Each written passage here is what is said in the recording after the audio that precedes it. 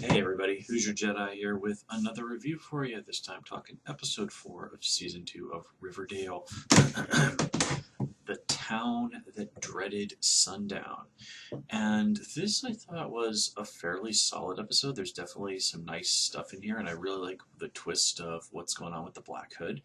So let's kind of get right into it.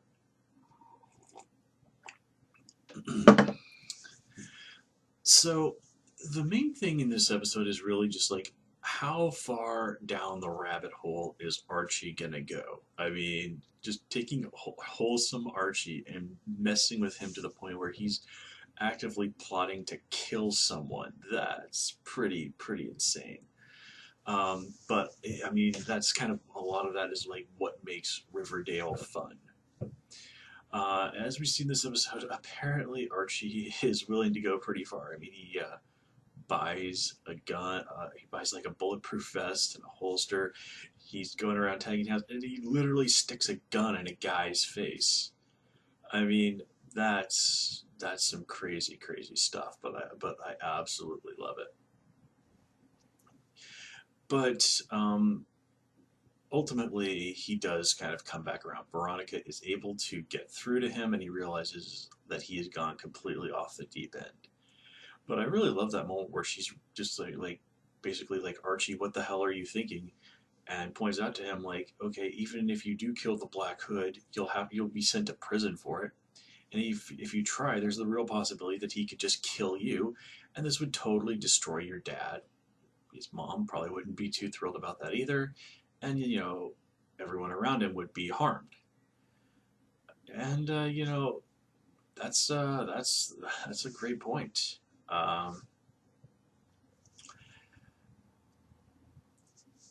So sorry, I lost my train of thought there for a minute. Yeah, that in a lot of ways that Archie's desire to take down the man that hurt his father is perfectly understandable, but in a way it's also kind of a selfish act.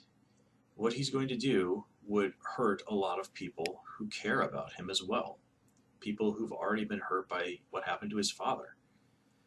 So in a way, it just sort of really drives home the idea that revenge is ultimately a selfish act.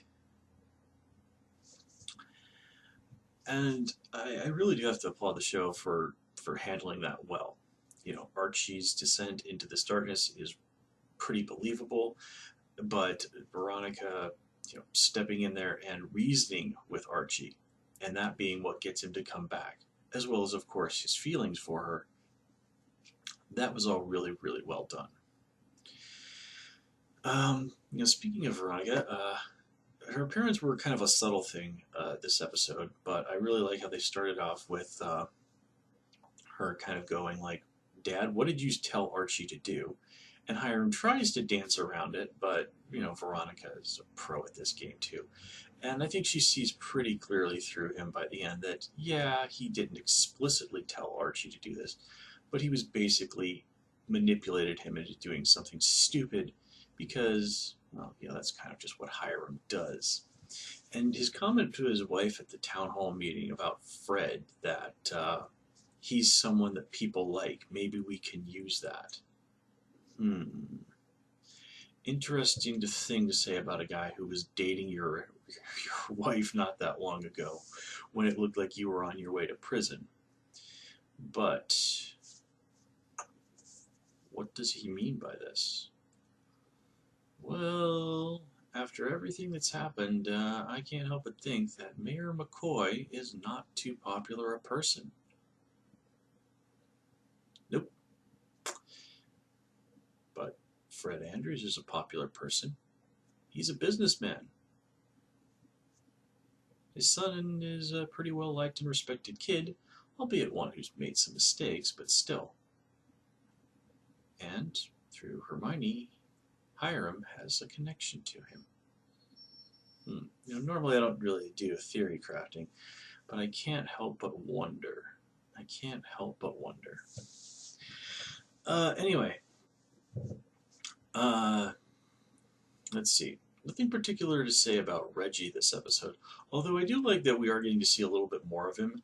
And they are doing a good job of showing that, yeah, at times Reggie is a total ass, but at the end of the day, he's not a terrible guy, and he will stick by people who are his friends when it really, really counts. First the red circle is like willing to bail on Archie because, football, but when Archie really needs them, bam, they're there. And that leads to that great fight with the serpents, which was wonderfully cinematic. I absolutely love that. Although hearing it called a rumble, it's like, man, do people still call things like that this? Then again, when large groups of people have serious disagreements, they don't usually just like agree, okay, no weapons, and we're going to go here and just punch each other a bunch. Or at least if they do, I certainly have never heard about it. But still, I mean, it's like a good old-fashioned rumble. This feels like something out of like a movie from the 50s. But, the timelessness of all of it is one of the things that really makes Riverdale great. You can sort of do things like that. And the whole Rumble really continues to highlight the ongoing issue between the Northsiders and the Southsiders. The Southsiders, I mean, Tony explicitly says, you're always blaming us for everything, and this, and then Betty points out, like, well, statistically, Southsiders are people on the South Side are the ones that commit the most crimes. And Tony tries to counter this by saying, like, well, yeah, but you know that like a lot of people that are doing all this stuff on the South Side, they're selling it to drug users on the North Side. And I've heard people make similar arguments. Switch the parties around, but I've heard various arguments made that basically it's like, yeah, the poor people are committing the crimes, but they're doing this to sort of get drugs to the rich people. And, that's not an unreasonable point, but nobody forces anybody to sell drugs. That's a choice people make. Granted, it is often a choice people make out of desperation, but nonetheless. I mean, nobody forced Sweet Pea to pull a knife on a guy for spray painting the side of a building. That's entirely Sweet Pea's choice. And beating up Jughead at school, nobody forced whoever did that, possibly the Ghoulies. Oh yeah, well, it just dawned on me, the Groovy Ghoulies. That was like an Archie thing back in the 60s. That's probably, okay, I completely missed that. Yeah, nobody forced anybody to do that. I mean, who was Jughead hurting? That was done just because of, stupid gang BS. So, while, poverty and difficult circumstances do often compel people to commit crimes, that is still at the end of the day a choice. And choosing to embrace that lifestyle of often violence and just general criminality, that's also a choice. There's a difference, I think, between somebody who does something out of desperation and someone who says, well, I don't have a lot of other choices, so I might as well take this whole drug dealer thing and just run with it. I think that's a pretty noticeable difference. But nonetheless, that's neither here nor there. Let's see. Who else? Oh yeah, Jughead gets caught lying to Betty, but thankfully Betty's generally fairly understanding about this.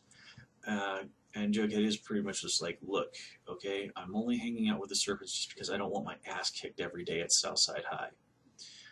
I'm guessing Jug is probably regretting not coming back to Riverdale High pretty heavily right now. And you'd think he'd be saying, you know what, maybe I should be working on getting that situation reversed. I'm sure he could probably figure something out. Jughead's smart enough to do that. But the really interesting thing this episode is the whole thing with the Hood choosing to send Betty a message using this old Nancy Drew codebook thing, which, how in the world would the Hood have known that? So that kind of would imply that this is somebody who knows Betty really well, or perhaps has connections to the library. Actually, probably both.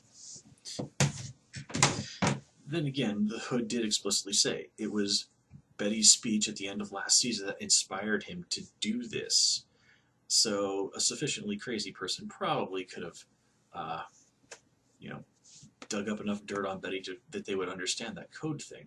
Still, I can't help but wonder if maybe there isn't a little bit more to the library than it seems. But that's just a thought. Um, and what I do really like about this is it's a great example of, no good deed goes unpunished. Betty did a great thing when she rallied Riverdale at the end of last season. But here we see there were unforeseeable negative consequences to that as well. And that's true of just about anything in life. Nothing is 100% good, and even the worst things, good things can come from.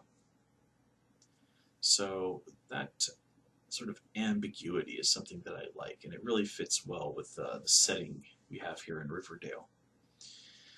I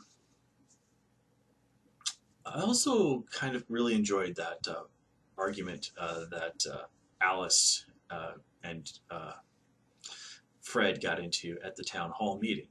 And what's really hilarious is that you've got that situation where Alice is like, Southside High is this den of drugs and all this other stuff. We should shut it down. Well, okay, there's hundreds and hundreds of students going to that school. Where are they supposed to go to school exactly? Okay, if you close down a high school, the students have to go somewhere, and those students are legally entitled to an education. So where are they supposed to go, Alice? I wish somebody had thrown that in her face. That would have been great. Although in Alice's defense, her breakdown about how crazy scared she is for her daughters and is very genuine. Of course, it is somewhat undercut by the fact that Alice has been extremely emotionally abusive to her daughters and has done a lot of really unpleasant stuff to other people. Since basically we met her. I mean, Betty's dad's been kind of in the background this season so far, but it's sort of odd to be looking at him as the most responsible parent in the room, especially considering, he broke into the sheriff's house and stole evidence in a murder investigation last season. But again, it's sort of this wonderful, just everybody is a shade of gray that makes Riverdale so much fun. And I suppose maybe I'm just a little giddy over this because I was actually reading some Archie comics before I did this review, and it was the Harley Quinn and Poison Ivy meet Betty and Veronica. And it's a collaboration between DC and Archie, and it's actually really good. There's a lot of, it's very fun interactions with all the characters. Everybody's very a character, and just sort of putting the toys from the DC universe in Riverdale and let the Archie characters kind of play around with them, and a little bit of vice versa goes really, really well. It's pretty fun.